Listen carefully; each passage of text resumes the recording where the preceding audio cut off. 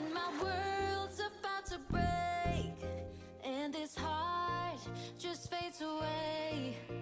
Oh Lord, remind me of your promises, the love and goodness you declared. I am still holding on, you're rushing in when I feel alone. Oh Lord, I know you hear me when I call. Your hope and strength restore my joy. I will not be moved, you hold me close. So close, I will praise you, won't let me fall. There's not a moment I'm alone, so I can praise right now. Right now, I can praise right now. Right now, I can praise.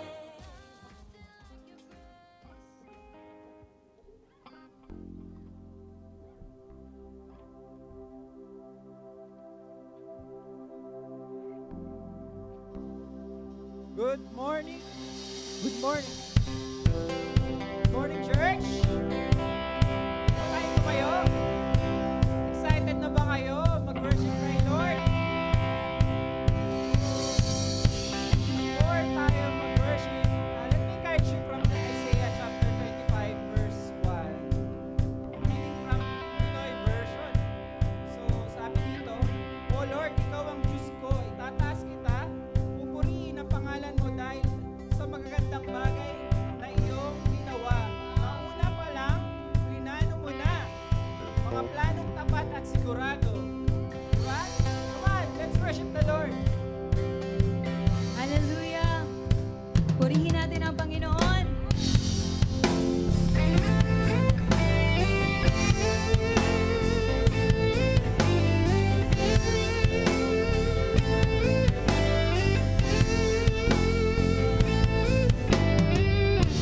Sigaw ng alon di mangangamba,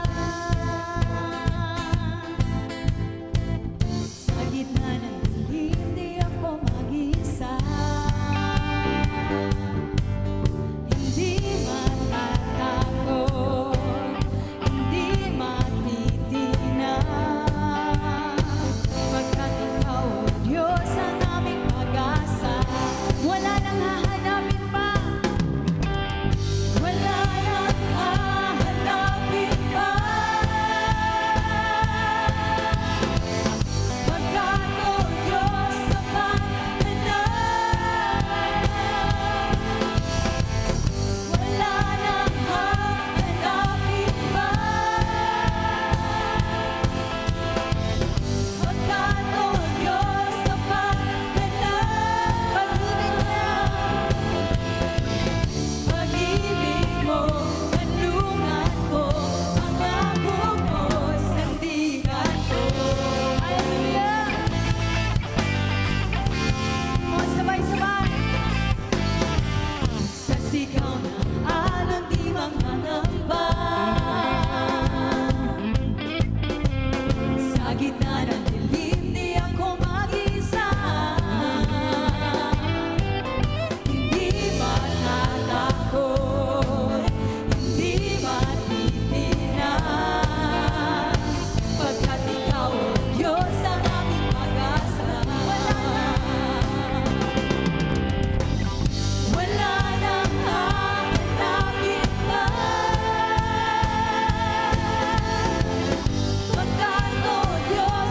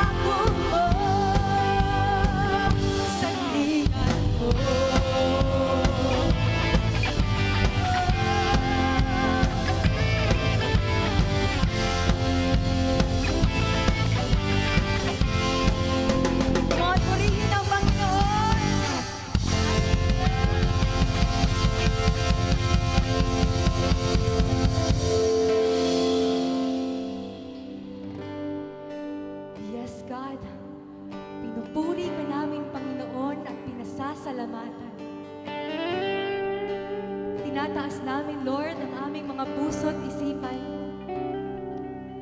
Sapagkat Ikaw ang aming sandigan. Lord, Ikaw ang aming tanging kailangan.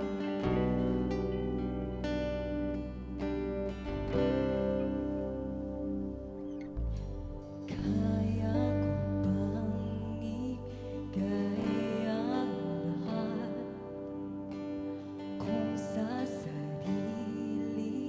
hindi na sapat? Kahit raming kulang, di kayang bunan.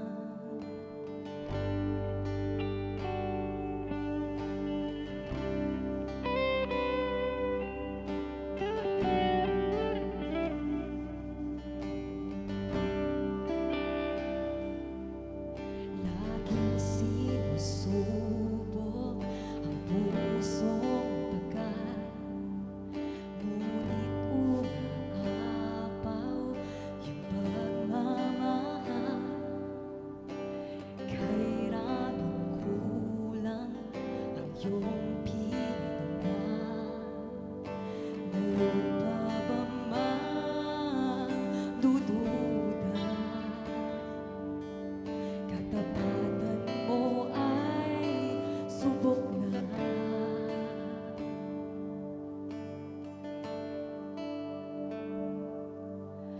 Ramdam ka sa ihip ng hangin, tanaw ka sa bilyong mga tala, liwanag ng buwan at araw ay patunay na ika'y dakila gaya ng ibon sa kalangitan. Bawat kailangan tutugunan.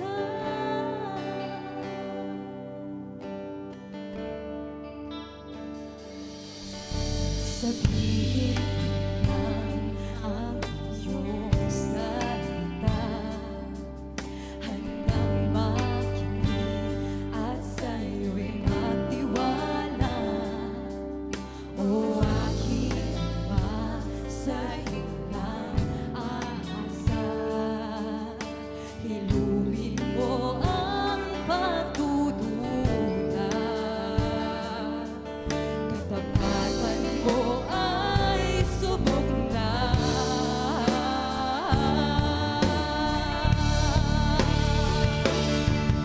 Ramdam ka sa ihip ng hangin, tanaw ka sa bilyong mga tala, liwanag ng buwan at araw ay patunay na ika'y dakila gaya ng ibon sa kalangitan. Ikaw ang tanging kailangan.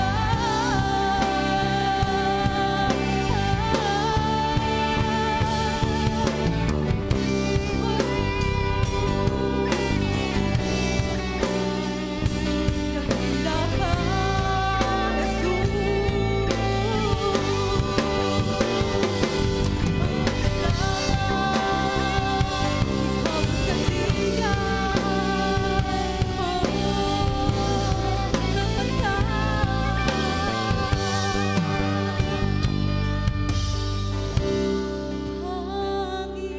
Panginoon, Ikaw ang aming tanging kailangan. Walang hangganan, tunay ang iyong katapatan. Panginoon, Ikaw ang aming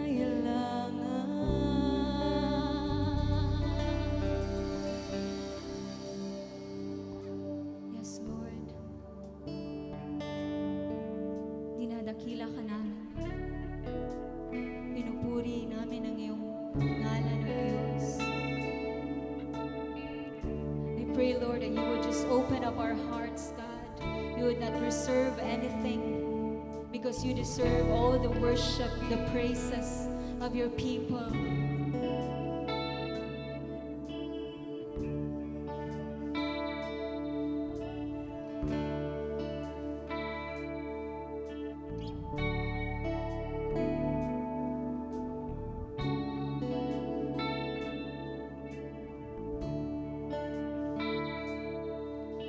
Walang hanggang katapatan sa buhay ko'y lagi mong laan.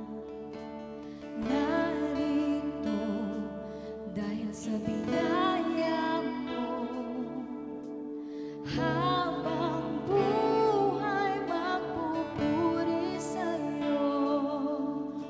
Walang hanggang katapatan sa buhay ko'y lagi mong laan. Narito dahil sa biyaya mo, habang buhay magpupuri sa'yo. Pupurihin ka sa awit, itataas ang aking tinig, itatanghal sa buhay ko'y tanging ikaw, O Diyos.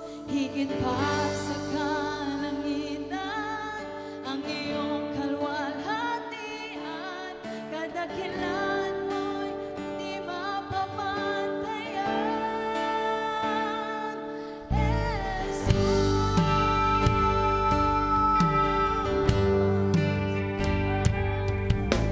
Walang hanggang katapatan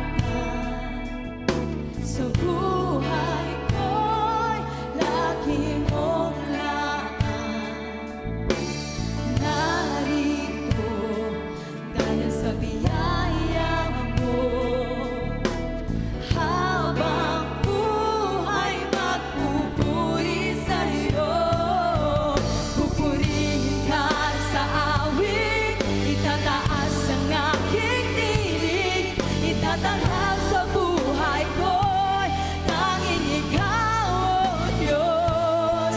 Higit pa sa kalangitan, ang iyong kalwalhatian, kadakilan mo'y di mo mapagpupurihin. Pupurihin ka sa awit, itataas ang aking dakilang ka sa buhay ko'y tanging ikaw, O Diyos. Higit pa sa kalangitan, ang iyong kalwalhatian, kadakilan mo'y di mapapantayan. O, sabay-sabay, Jesus, Jesus, sa'yo ang kapurihan, kalwalhatian, ngayon at magpakailanman. Jesus, sa'yo kapurihan, kalwalhatian, ngayon at magpakailanman. Jesus, sa'yo ang kapurihan, kapangyarihan, ngayon at magpakailanman. Jesus, sa'yo ang karangalan, kalwalhatian, ngayon at magpakailanman. Pupurihin ka sa awit, itataas ang aking tinig, itatanghal sa buhay ko'y tanging ikaw, O Diyos. Higit pa sa kalangitan, ang iyong kalwalhatian, kadakilan mo'y di mapapantayan. Pupurihin ka sa awit, itataas ang aking tinig, itatanghal sa buhay ko'y tanging ikaw, O Diyos. Higit pa sa kalangitan, ang iyong kalwalhatian, kadakilan mo'y di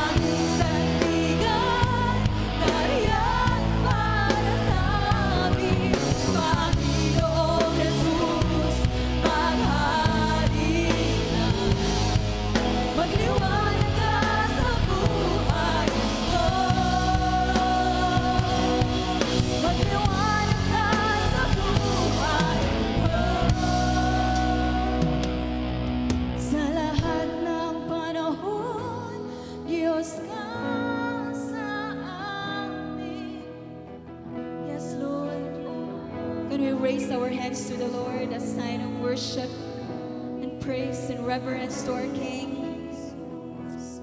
Purihin ka, dakilain ka sa buhay ko. Di nagbabago, Diyos ka sa amin, tanging sandigan, nariyan para sa amin, Panginoong Yesus, maghari ka, magliwanag ka sa buhay ko. Magliwanag ka sa buhay ko. Magliwanag ka sa buhay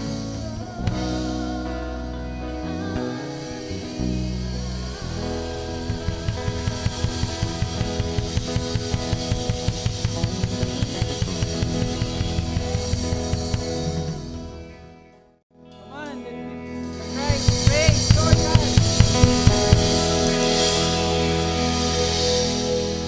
Sarap pumuri kay Jesus, ating Panginoon. Lord, dakila ang pangalan mo, Lord God. Purihin ka. Salamat.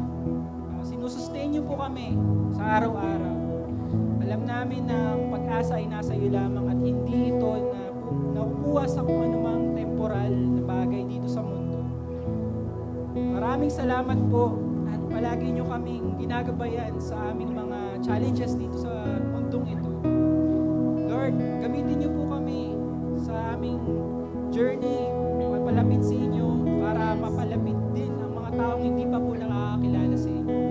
Lord, nagdadasal kami, Lord God, para sa mga taong nangangailangan, may bigat currently, problema sa pamilya, financial, physical, Lord God. Alam namin ang kamay nyo ay maikli. Ito ay kaya. Alam nyo pong marireach out natin ang mga taong ito. Through your name, Jesus, Lord God. Lord, maraming salamat. Purihin ang pangalan mo, Lord God. In Jesus' mighty name. Amen and amen.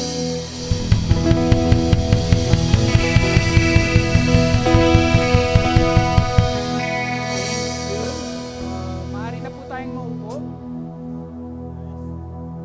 Give music.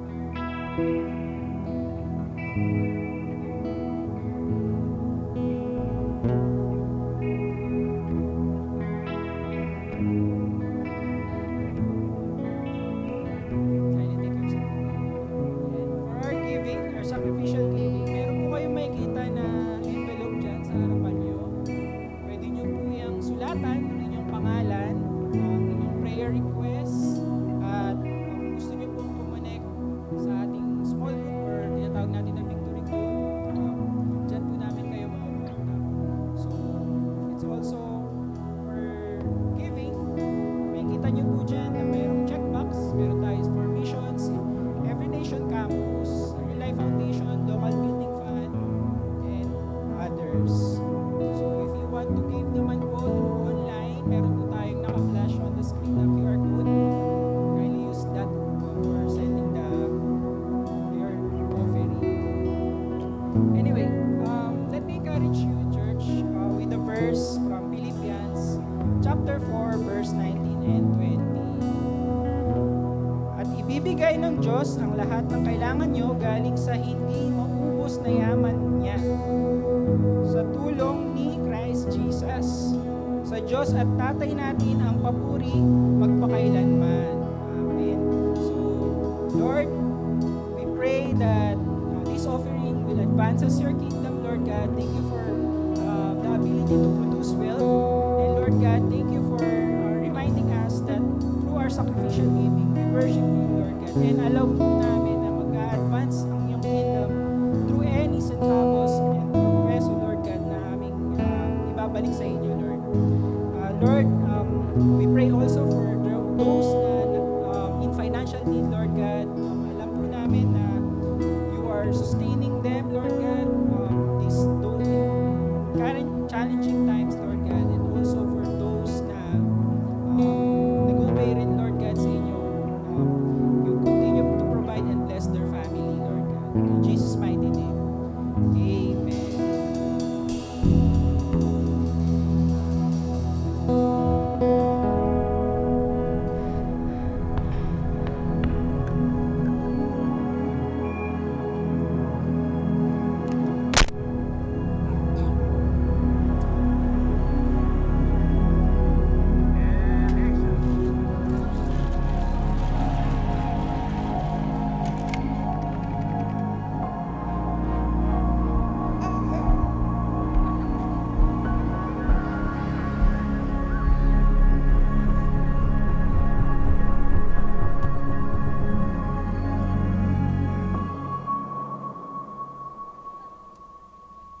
A blessed Sunday to everyone. Welcome to our first worship service of the day.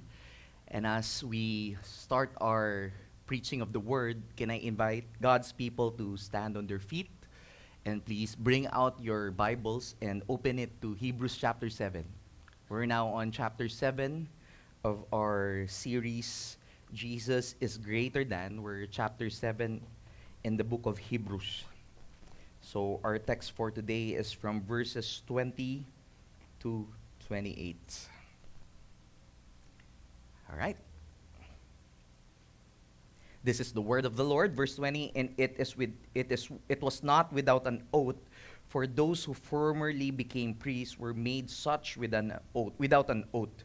But this one was made a priest with an oath by the one who said to him, "The Lord has sworn and will not change his mind. You are a priest forever."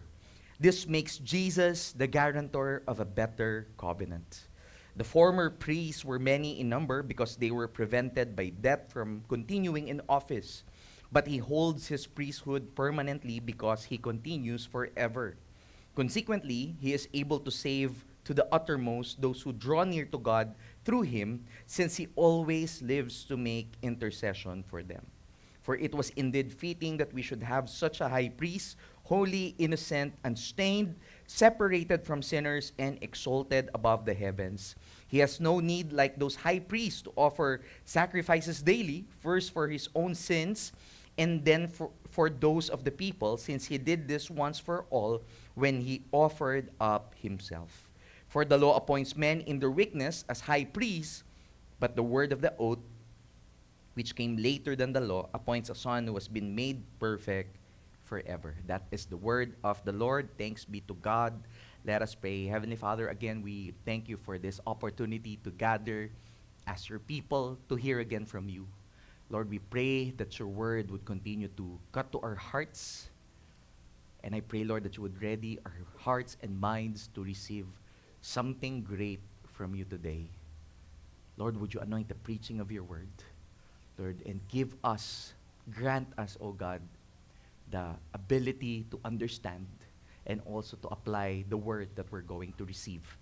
So Holy Spirit, have your way, minister to all of us, equip and encourage your church today. In Jesus' name, amen. You may now take your seats. Welcome to our spiritual family in Victory, Puerto Princesa. And we're here to honor God and make disciples. First and foremost, I'd like to thank everyone who joined our Race for Life yesterday. Diba? Kaway-kaway naman dyan if you joined our Race for Life. Thank you for the 100 participants who registered, who joined, and run for the benefit of the Real Life Foundation. You know, this fun run, this Race for Life, is actually not just for fun. I know it's a fun run, but the real purpose why we ran yesterday is to raise funds for our Real Life Foundation so that we could continue to help our scholars pursue their dreams. And also, this is not just for the present scholars, but this is for the future scholars of Puerto Princesa. Kaya maraming salamat for being such a blessing to the next generation, because we believe as we change a life, we will change the nation. As we change the campus, we will change the world. So just an update, currently we have 12 scholars in Victory, Puerto Princesa. Sila yung nagwe-wear ng white on that picture. So we have 12 scholars in Puerto Princesa, 6 in Culion, and 3 in Coron. And actually, this month of August, we'll be starting our scouting period for the scholars for next school year. So, you know, if you know someone that would benefit from Real Life Foundation, please approach Life Coach Rich Mansueta, no? The team leader of our 10 Days team. And speaking of 10 Days team, we'd like to welcome our 10 Days team back in Puerto Princesa. It was a fruitful and successful mission trip. Wala namang naiwan sa kanila, bumalik pa rin lahat. All right, and tomorrow tuloy, next week, we'll be hearing a praise report from our 10 Days team. All right, so let's continue on our study on the book of Hebrews. As I mentioned, we're now on chapter 7, and the book of Hebrews was written to the people of God who were about to drift away from their faith, wanting to go back to their old life because their circumstances uh, really pushed them to the brink. It was written during the time of Emperor Nero, where it was really a dark time for Christianity. And because your lives are at stake, your possessions were taken away from you, you were brutally executed because of your faith to Christ, they wanted to live the faith and go back to their old religion and to their old life. I know that the book of Hebrews was written primarily to the first century Christians. It's not written to us, but I also believe the Bible is written for us. That's why if you are here today, maybe you're experiencing challenges, or maybe you're in the brink of giving up, quitting your faith, the book of Hebrews is just for you. The book of Hebrews mentioned the word better at so many different times. No? It mentioned the word better to show that our life in Christ is way better than anything we could ever have or experience in this life. It mentioned the word better so many times to show us the superiority of Jesus over the old covenant that they wanted to go back to. And even though we are experiencing painful and tough times, life with Christ is still better than being with, in a different place or in a different scenario na wala naman si Jesus doon. So the past 6 weeks, we've talked about Jesus is better than the Old Testament prophets. We've talked about Jesus was better than all the angels. He's the better Moses. He's the better Sabbath. He's the ultimate source of rest.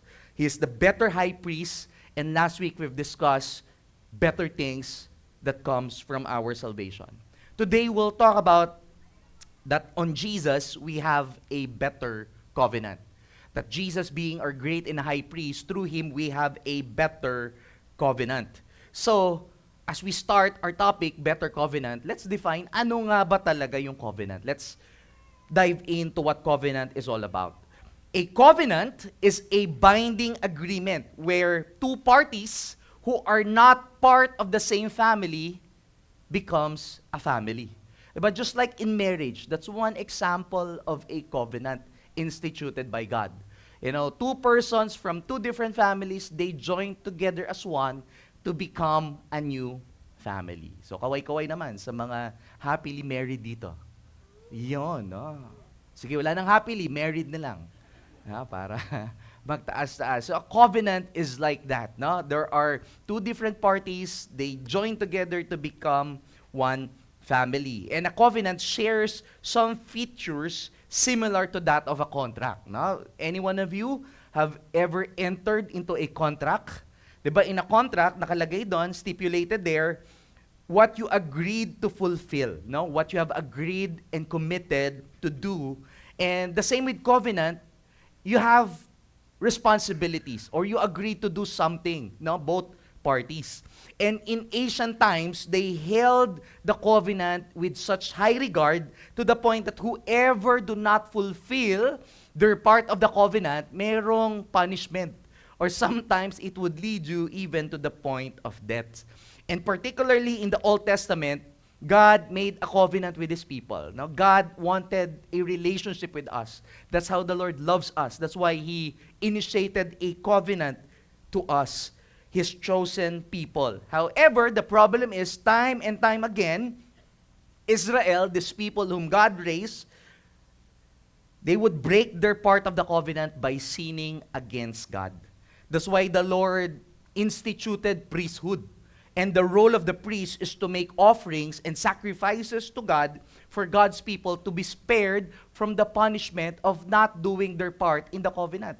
Diba, just like in a contract, pag di mo ginawa yung part mo, you did not fulfill your role or what you have committed to, there could be legal repercussions. The same in a covenant, pag di mo ginawa yung part mo, there will be consequences. So God, because He loves us so much, at the same time, He is a holy and just God, He needed to raise up priesthood to make and atone sacrifices for our shortcomings as His people.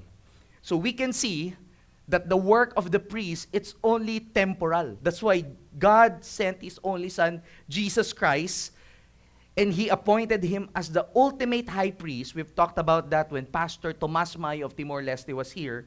He was the ultimate, perfect, holy high priest, and because of His work as our great high priest, he is now the guarantor of a new and better covenant. Kasi yung old covenant in the Old Testament, it primarily relies on your ability to fulfill your part in the covenant. But now, in Jesus Christ, we have a new and better covenant. And that's what we're going to talk about this morning. Let's take a look what makes the covenant with Jesus a better covenant. Can we all say better covenant? Okay. So, nakatulog na mostly, no? Saglit pa lang. Buksan natin ulit yung ilaw para masilaw. Okay, there. Let's now go to the first point. Why is it's a better covenant in Christ? Because of God's guaranteed oath. So let's look at verse 20. Sabi dito, and it was not without an oath. For those who formerly became priests were made such without an oath. So in-emphasize ng author ng Hebrews, yung mga priests na ni-raise up during the Old Testament, they were raised up without an oath. Yung oath, if you remember last Sunday, if you were with us, it is God's sworn promise. No, it's like a legal binding agreement. Na kapag si Lord nagbigay ng oath, there's such weight and magnitude na tutuparin talaga ni Lord John. So ang sinasabi ng author of Hebrews, itong mga Old Testament priests, they were sworn without an oath. If you remember how priests were raised up, it was after, during the time where the people of God from Egypt, they were now wandering in the wilderness and they wanted to worship, an image. So they made a golden calf. And after that, because of the sin of the people whom God saved, He needed to raise a group of people from a family, which they call the Levites or the Levitical priests, from Aaron, Moses' brother, and his descendants were appointed by divine command to be God's representative of mediating people before a holy God. Kasi sinful tayo. Imagine niyo, they were just saved from the slavery in Egypt. Anong ginawa? Rather than being loyal to God, being faithful to God, they made an image whom they will worship on their own. That's why God, starting therefore, He made a responsibility. He raised up this Levitical priest, but not through an oath, but through divine command and human genealogy. So we can read in Exodus 28 to 29, God gave instructions for Aaron and his sons to be consecrated as priests. When you jump to the book of Leviticus, chapters 8 and 9, we can see how Moses carried out these instructions and how Aaron's family was ordained to be the Levitical priests, that their lineage where the priest will come from. But makikita natin, even in Exodus and Leviticus, there was not a sworn oath of God through this priest. So bakit walang solemn oath si God dun sa mga priests na ni-raise up niya, Old Testament times? You know why there's not an oath? Because the absence of an oath for Levitical priests, it suggests that their work is just temporary and provisional in nature. Kasi pag si Lord nag-make ng oath, forever na yan, eternal na yung promise ni God. He would really commit to it until the very end. So if you can see, walang oath si Lord when He raised up the family of Aaron as the generations of priests from generations to generation. It means and it suggests they're only temporal and provisional in nature. Meaning, hindi nila kaya i-sustain to. Meaning, matatapos din yung pagiging priest nila. Because they're just human beings who are also in need of God's mercy and grace. That's why in verse 21, the word "but" makes a transition. But this one, talking about Jesus, was made a priest with an oath by the one who said to him, quoting from Psalm 110 verse 4, "The Lord has sworn and will not change His mind. You are a priest forever." So the author of Hebrews is going back to a messianic prophecy in Isaiah 10 verse 4, talking about Jesus who was sworn by God Himself, made an oath that He will be the priest forever. The word "made priest" here, if you look at the language and the tense here in the original Greek, it's actually a perfect tense, meaning it's a completed action with ongoing result. So the Lord has already appointed Jesus as the great and high priest, and it has ongoing results for all time. He's the great and high priest, and he will safeguard and fulfill God's covenant to his people. He will do it until the rest of our days. So when God makes something as a matter of oath, it came with ultimate weight and certainty. And God's oath declaring Jesus is the priest forever, it means it is unchangeable and fully guaranteed. Kasi yung sa Levitical priest, nakasalalay lang sila sa human genealogy ni Aaron. Pag wala ng next generation sa kanila, wala na. So, hindi talaga siya reliable. But Jesus, it's unchangeable and fully guaranteed because the Lord made an oath and we know the nature of Christ. He is eternal and He is forever. That's why the priesthood of Christ is unchangeable and fully guaranteed. Verse 22, that's why it says, Jesus is the guarantor of a better covenant. Any one of you familiar with the term guarantor? Sino dito yung naging guarantor ka na sa mga nangungutang? Or co-maker. Di ba? Pag hindi nagbayad, anong ibig sabihin nun? Ikaw ang magbabayad. And sino dito yung na-trigger ka ngayon kasi nabanggit yung utang? Diba? Parang, alala ko na naman yung mga umutang sa akin na di na ako pinapansin. Parang ako pa yung may utang na loob sa mga may utang sa akin. You know, the word covenant here, the word in Greek is enguos. And it means sponsor. Inisponsoran tayo ni Jesus, siya yung nagbayad ng mga roles natin, siya yung gumawa ng roles natin in the covenant. That's why He could guarantee us of our part in the better covenant. Because in the old covenant between God and Israel, people would experience blessing if you would fulfill your part in the covenant, and then pag di mo ginawa, hindi ka faithful to the covenant, you will experience curse. That's why it's always depending on how they had to live up to the terms of the covenant. And of course, you can look at Old Testament pattern, they did not live up. They keep on falling and falling and falling in their part of the covenant. That's why they were repeatedly disciplined by the Lord. However, because of Jesus being the guarantor, being the sponsor, because of Him, we became partakers of the new and better covenant in which Himself is the sponsor and guarantor. How did Christ do that? He bore all the curses and punishment for our sins and failures. Siya yung nagbayad sa curses at punishment dahil hindi natin ginawa yung part natin sa covenant. Dahil hindi tayo faithful kay God because we're taking for granted our relationship and our covenant with Him.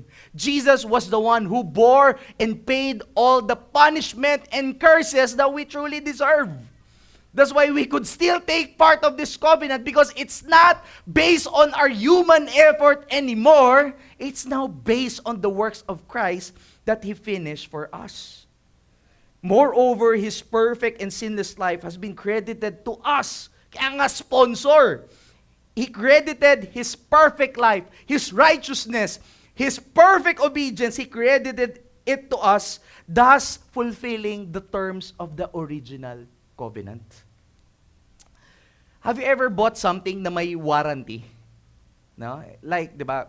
Pag bumili ka ng bagay na may warranty, pag nasira, pwede palitan, 'di ba? Kaya lang usually 1-year warranty lang. Usually pag bumili ka, nasisira yan on the second year eh. 1 year and first day doon nasisira, wala na warranty. 'Di ba? Pero pag merong guarantee yan, lifetime guarantee na yung mismong nag-invent or gumawa, yung nag-guarantee sa'yo na hanggat masira yung papalitan ko yan. Diba? I believe one of the products and companies that offer lifetime guarantee is Tupperware. Diba? Sino dito yung nagta-Tupperware pa kayo?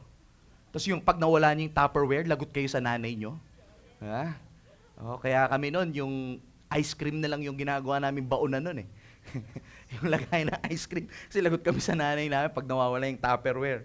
Diba? It's like in Christ, He gave us a lifetime guarantee.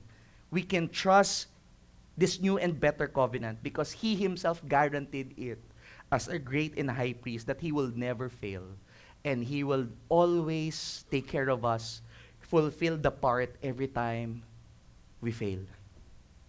That's why our salvation is secure because it rests on God's promise through Christ not on human promise or human performance, even by the old Levitical priests, even by our own performance in our time today. That's why it's a better covenant, because it was given and guaranteed with God's oath through Christ. Second reason why it's a better covenant, because we have a high priest who lives and reigns forever. It's a better covenant because Jesus lives and reigns forever. What's the significance of that? In verse 23, in-emphasize ng author of Hebrews, the former priests, yung line ni Aaron, sabi niya, they were many in number. Do you know why they were many in number? Because they keep on dying. Kaya kailangan maraming priests sunod-sunod. Kasi kung mawawala yung line nila, wala nang magme-mediate between God and people, wala nang mag-o-offer ng sacrifices to appease for our shortcomings and sin. That's why there were many in number, because they were prevented by death from continuing in office. Because all of the Levitical priests, they're just people like us. They will die. That's why we don't put our hope and trust in people. We always put our hope and trust in God. This Levitical priests, even though they carry a very holy responsibility, they keep on dying. They keep on dying, but our Lord Jesus Christ, the great and high priest, He lives and reigns forever. That's why verse 24 tells us He holds His priesthood permanently. Can you say the word permanently? Permanently, kung yun sila, di ba, pag namatay, papalitan si Christ, wala nang pwedeng pumalit kay Christ in this role. His priesthood was sworn that this priesthood would be permanently, because He continues forever.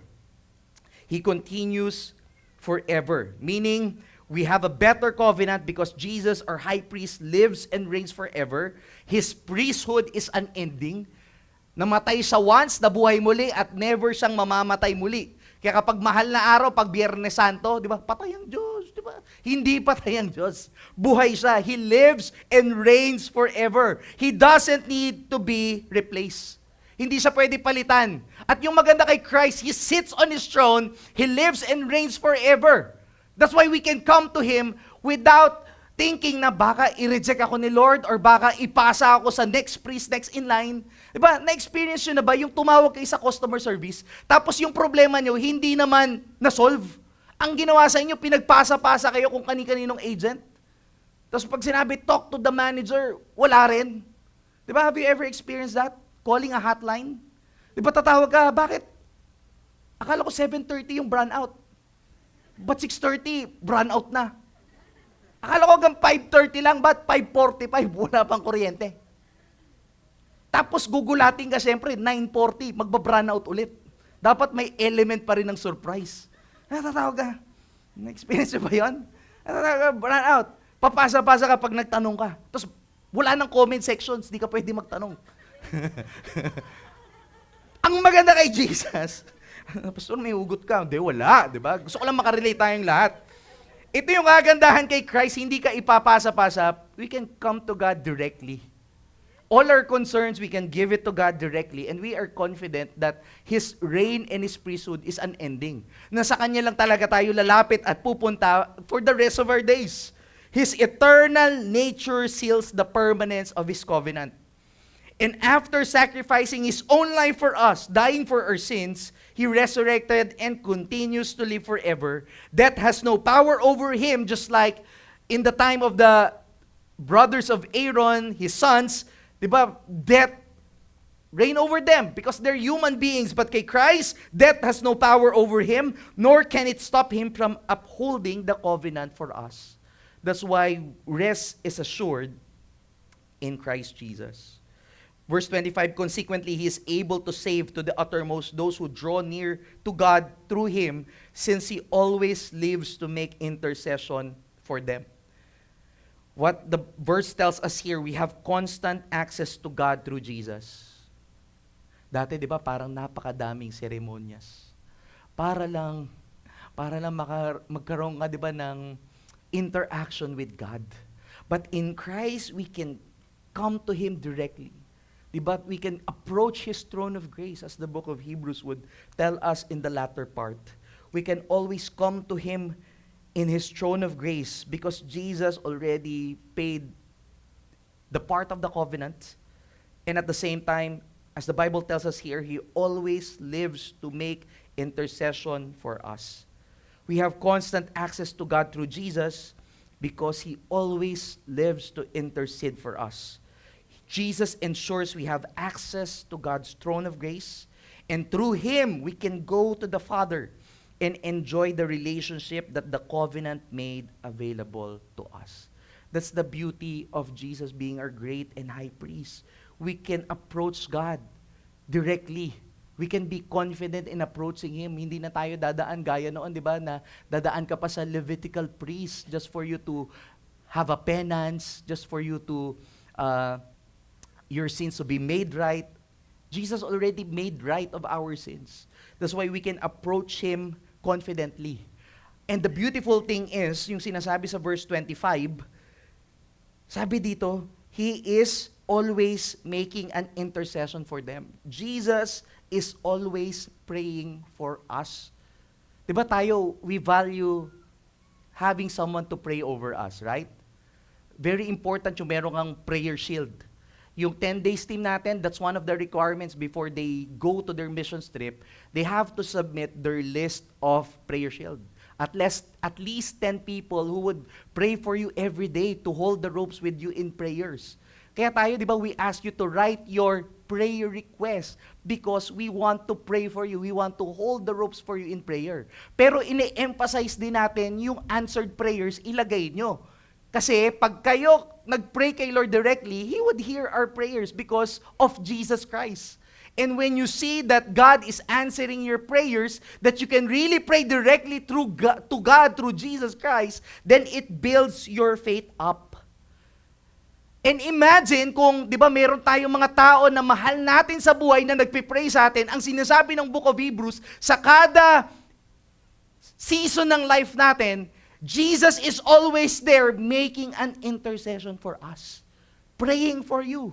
That you will not give up in your faith, that you will honor Him, that you will continue to persevere, that you will continue to be encouraged and strengthened in this life. He's not just making intercession for you, He's also cheering on you to finish the race, to persevere. He's cheering on you na kapag merong mga temptation, ma-overcome mo yon by His grace. Na kapag merong challenges and trials, kayanin mo by His strength and grace na binibigay sa'yo. That's the beauty of having someone to intercede for you. He's praying for you. He's cheering you to be strong in life and to finish the race. Meaning, at the end of your life, you will meet God face to face and He will say to you, "Well done, my good and faithful servant. Now enter the rest that I have prepared for you." You know, I remember 2022 when it comes having someone to cheer for you. You know, 2022, I joined the CrossFit Open dito sa Puerto Princesa. It was 2021 when I joined the CrossFit community. And I joined, of course, not just for physical health and mental health, but because we're not from Palawan, I wanted to build relationships within the city. Because I don't just consider myself pastor of Victory, I consider myself a pastor of Puerto Princesa. So I needed to make friendships, relationships, and connections. And through CrossFit, I know people close to me in the church, they know how, it has become an avenue to reach out to so many people here in Puerto Princesa. And I joined the CrossFit Open kasi kung kilala nyo ako, medyo competitive talaga ako. Basketball, running, kainan, yan. I joined CrossFit Open. I was just 6 months dun enjoying the CrossFit. So they encouraged me to join, and I joined. And when I joined the CrossFit Open, mga kalaban ko 20s, babata, in their prime. Mga walang trabaho, buong araw sila nag-exercise. Warm up, so sabi ko, naku, mukhang last ako dito. Pero I just gave my best. And even to the moments of the workouts na gusto ko nang sumuko, because I have my wife Camille and my daughter Chacha cheering for me, even though that was my first competition, because of their cheers, shouts, and encouragement, I was able to finish top 2 in the whole of Palawan sa CrossFit Open. Top 1 yung coach namin, si Coach Pablo. Ako yung top 2. Kaya nagulat sila, sino to? No. Sabi ni Coach Pablo, that's Pastor Edward. Sabi niya, wala kasi siyang bisyo, kaya malakas. So parang doon sila nakipag-friend sa akin. That was an open door to really build relationship when I gained the respect of the CrossFit community. So I'm sharing this not to inspire, but actually to brag. Natap to. I'm sharing this to tell you the importance of someone cheering for you. Di ba pag may taong nag-cheer for you, ginaganahan ka lalo? Si Krista nagigitara kanina, kita ko yung cheer ni Jen eh. Di ba? Kaya ginaganahan gumanyan eh. Di ba? Ginaganahan tumugtog. Di ba? Ganon tayo pag merong nag-cheer sa buhay natin, gusto mo na mag-give up, pero nakakaya mo pa because there's someone cheering for you. You know what Jesus is telling here, di ba? Through the author of Hebrews? Even though life is hard, even though life is full of challenges and pain, you can still persevere. Why? Because you have a God in heaven praying for you and cheering for you. Kung hindi ka naniniwala sa sarili mo, si God naniniwala sa'yo. Alam mo kung bakit? Because you are now His prized possession. He bought you at the price on the cross. And God is committed. God is committed to interceding for you and cheering you so that you could finish strong in this life and also in your faith. Amen? Tingnan mo yung katabi mo. Cheer mo nga yan, mukhang malungkot eh. Cheer mo. Sabi mo, kaya mo yan kapatid. Huwag kang bibitaw, di ba? Kapit lang kay Lord. Kung di mo na kaya kumapit kay Lord, ang sinasabi ni Lord dito, si Lord, di ka niya bibitawan. Di ba yun yung beauty ng better covenant? Hindi natin talaga kaya kumapit kay Lord completely, pero yung sinasabi ng new and better covenant, kung di mo na kaya si Lord, hindi ka niya bibitawan. He's the guarantor of this perfect covenant. That's why last point, this is a better covenant because it is mediated by a perfect high priest. Verse 26, it was indeed fitting that we should have a high priest. And this was the description of Jesus. He's innocent, He's holy, He's innocent, He's unstained, He's separated from sinners, and exalted above the heavens. Each of these characteristics addresses what we needed, but we couldn't find in any human priest. That's why He's the only one who fulfilled all the requirement of the law, because He's the only one who's holy, innocent, unstained, separated from sinners, and exalted. That's why it's only Jesus who is worthy of our trust, of our allegiance, of our obedience, of our devotion. He's worthy of everything that we've got in our lives. Jesus' moral perfection qualifies Him as the ideal high priest. He's holy, sinless, and perfect, but at the same time, He is so personal that He could still relate to us. Di ba parang, grabe naman yan, holy, sinless, naku, masusunog ako niyan. Pero si Lord, He's so personal that He always initiates a relationship with us, that He's always reminding us, come to the throne of grace, come to the throne of grace through me, because I've already guaranteed this through my sacrifice on the cross. Verse 27, He has no need, like those high priests, to offer sacrifices daily. No need. There's no need for Him to sacrifice daily for His own sins and then for those people, since He did this once for all when He offered up Himself. Yung ginagawa ng mga Levitical priests, they need to offer sacrifices daily because daily nagkakasala din sila. Daily they fall short of the glory of God. So they would offer daily for themselves in case nagkasala man sila ng sadya o hindi sadya before they could mediate to the people. Pero ito si Christ, He has no need because He's perfect, He's holy, He's innocent, He's blameless. He's already pure. He's the only one perfect, without sin. That's why He do not need to purify Himself and offer atoning sacrifices before appealing to God on our behalf. Unlike the sacrifices made by the Old Covenant high priest, Jesus' sacrifice is able to save the utmost. His one sacrifice, yung ginawa ni Jesus Christ 2,000 years ago for us, it's already sufficient. Can you say sufficient? It's already sufficient for all people, and it's not just for Israel. It's sufficient for all people who would believe and put their trust in our Lord Jesus Christ. And it is sufficient not just for any people who would put their trust and hope in Him. It's sufficient for all kinds of sins, including those that are not covered by the Old Testament covenant sacrifices. The sacrifice of Christ, itong once and for all sacrifice, it's sufficient for all time. It's sufficient for covering our past, our present, even our future sins. This once and for all sacrifice by Jesus, by this innocent, holy, blameless, exalted above all high priest. What he did is sufficient for all time.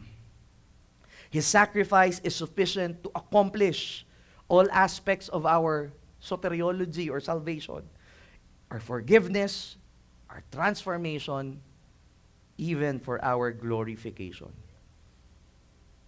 Lastly, verse 28, for the law appoints men in their weakness as high priests, but the word of the oath, which came later than the law, appoints a son who has been made perfect forever. Again, the Old Testament priests, they have to offer sacrifices daily for their own sins. Imagine, di ba, you would minister to someone, pero after that, before that, di ba, parang you have to offer sacrifices because you know, I'm really not worthy to do this. I'm just doing this because I was appointed by God and by His grace, mercy, and forgiveness. Di ba, it's like cleaning a glass window with a very dirty rag. Have you experienced that? Yung sobrang tamad ka na kumuha ng basahan, sige, itong maduming basahan na lang yung panlilinis ko. Tapos kada try mo maglinis, imbis na luminis, parang malabo pa rin, di mo malinis-linis. Parang ganon yung work ng Old Testament high priest. These were men in their weakness as high priests, only operating through God's appointment and covenant promise. But Jesus Christ, this Son of the living God, the second person of the Trinity, He has been made perfect forever. As mentioned above, He is holy, innocent, unstained, exalted above the heavens. When He offered Himself once and for all, He has cleansed us of all sins. We were red as crimson because of His sacrifice. We are now as white as snow, and there's no need for repeated sacrifices. In Christ, there's nothing left to pay for our sins. His work is already finished. No wonder He said on the cross, the last word of Christ, Tetelestai, it is finished. That's why in Christ, it is a better covenant. Because it's guaranteed, it's perfect, it's eternal, never-ending, and most of all, it's unbreakable. It's unbreakable. God would make sure it's unbreakable. This better covenant reveals God's unending commitment for a loving relationship with His people. Alam niyo, yun yung importance nung covenant. The importance of a covenant is it reveals God's unending commitment for a loving. Imagine niyo yung pagmamahal ni Lord na gusto niyang may relationship sa atin. Kaya nga merong covenant because He's initiating a loving relationship with His people. At the same time, we can see in this covenant, He has a desire to dwell among people that 2,000 years ago, God became man in Jesus Christ. And His promise for us in this covenant that He will take care of His people. So how do we respond with that? 3 things as we end, and then I will invite again everyone to respond in worship. Number 1, response. We trust in Jesus alone. Don't trust on people for your salvation.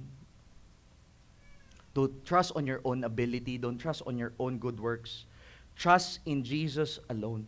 He is the permanent solution, not just a temporary fix. We go to Jesus. He's the permanent solution. Wala ka nang iba pang pupuntahan pa, kapatid. Si Jesus lang. Kaya go to Him. Trust in Jesus alone. Bato mo na lahat sa Kanya. Give everything to God. Trust in Jesus alone. Second response to this better covenant, we now pray with confidence. Minsan, di ba, parang, ayoko mag-pray kasi kakasala ko lang, di ba? Amoy ano pa ako? Amoy gin pomelo pa ako, amoy yosi pa ako, di ba? Parang, nahiya ako, di ba? Baka sumbatan ako ni Lord. I hope God really transforms our lives from inside and to out. But the beauty of Christ, we can come as we are through Christ. And as we come to God, as we pray with confidence, being in the presence of God, abiding in Him, that's how we are changed and transformed. That's why don't pray minsan feeling natin we can only pray when we're perfect. But we know that won't happen. Sa heaven lang mangyayari that we are all perfect. All the more na nangihina ka, all the more na nagkakasala ka, all the more na lumapit ka kay Lord. And our confidence, kaya tayo papakinggan ni Lord, it's not because of our own ability. It's because of God's ability to forgive us and to grant us mercy and forgiveness. So pray with confidence.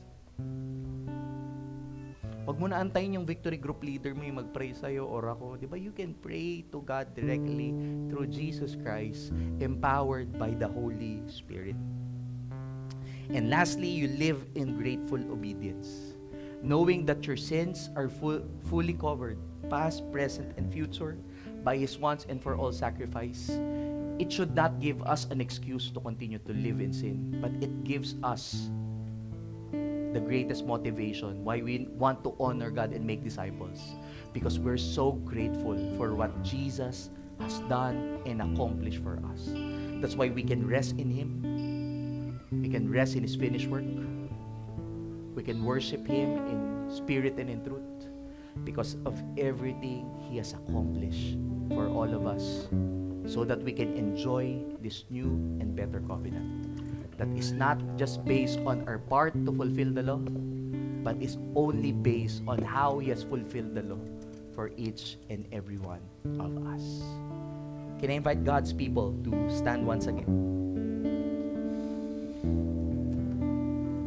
This covenant, this new and better covenant, it now calls us to draw near to God confidently, to rest in Christ's finished work, and to live in grateful obedience.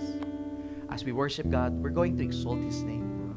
We're going to just be grateful for His love for us. We will be so grateful that He sacrificed Himself once and for all of us, because He's so committed to this covenant relationship to all of us.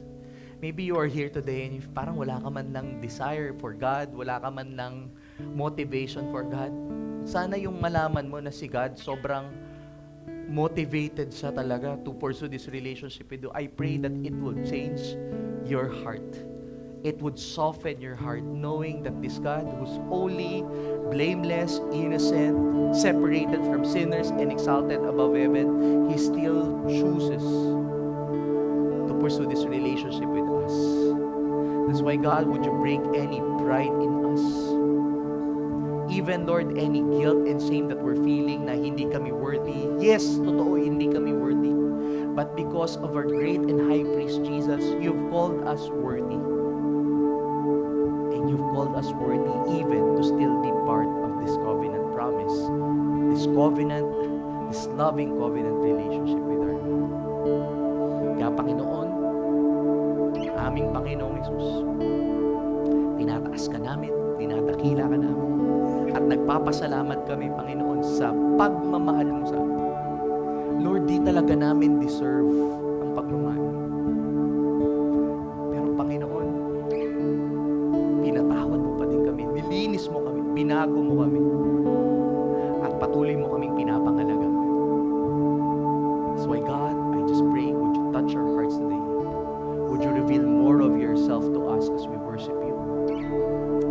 Holy Spirit, have your way. In Jesus' name. Let's worship God.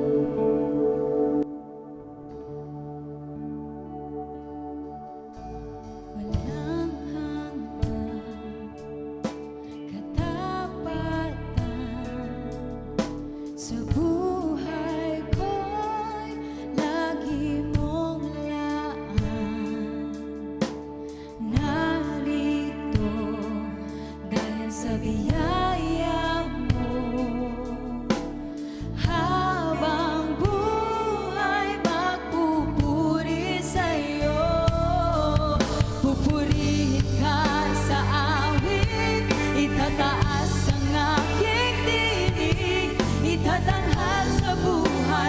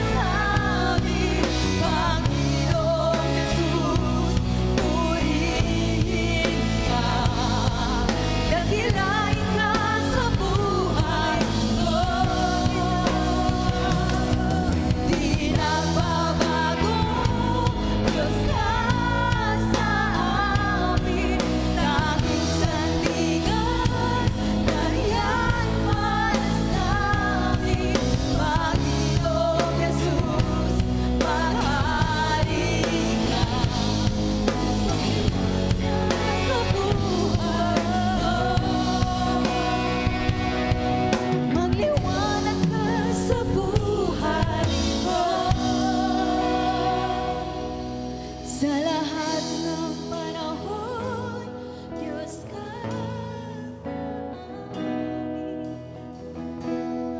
Yes, oras nariyan para sa amin, Panginoong Jesus, purihin ka. Dakilain ka sa buhay ko. Di nagbabago, Diyos ka sa amin. Langit sandigan, nariyan para sa amin, Panginoong Jesus, maghari ka. Magliwanag ka sa buhay ko. Magliwanag ka sa buhay namin, O Diyos. Magliwanag ka sa buhay ko. Magliwanag ka sa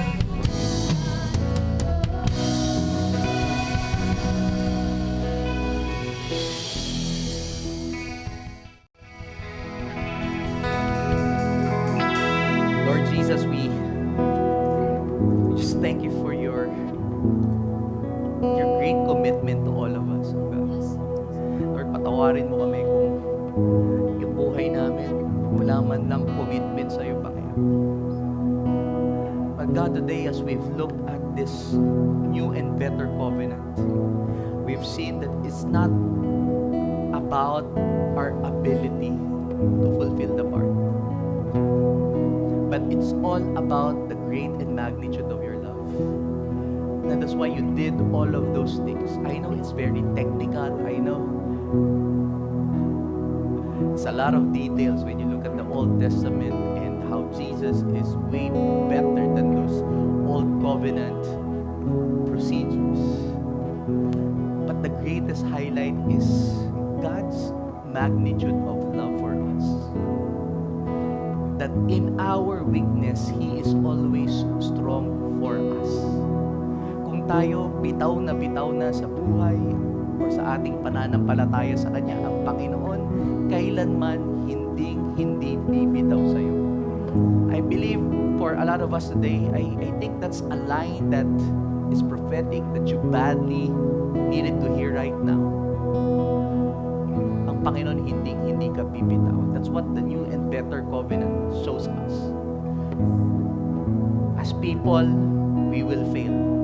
Those Levitical priests, they will also fail. But the God that we serve, Jesus Christ, He will never, ever fail. That's why He's worthy of our trust, He's worthy of our worship, and He's worthy of our obedience. Let our obedience to Christ be coming from an outflow of gratitude and our love to our holy, innocent, eternal, great, and high priest in heaven who's praying for you every day and is cheering on you every day. That's why do not give up, do not grow tired and weary, because you have a great and high priest strengthening you, cheering on you, so that you can win in life and flourish in your faith. So God, I lift up every person in this room to you today, even the families that they represent. Thank you, Lord. You will never, ever fail us. Salamat sa grace, pagmamahal, at pagpapatawad mo, Panginoon, sa amin. Nawa, Panginoon, dala-dala namin yan, starting today, the rest of the week, and all the days of our lives. And as we leave the cinema and go back to our respective mission fields, the Lord bless you and protect you. The Lord make His face shine on you. The Lord be gracious to you. And may the Lord look with you and with favor and give you peace. We all receive this in Jesus' name. Amen.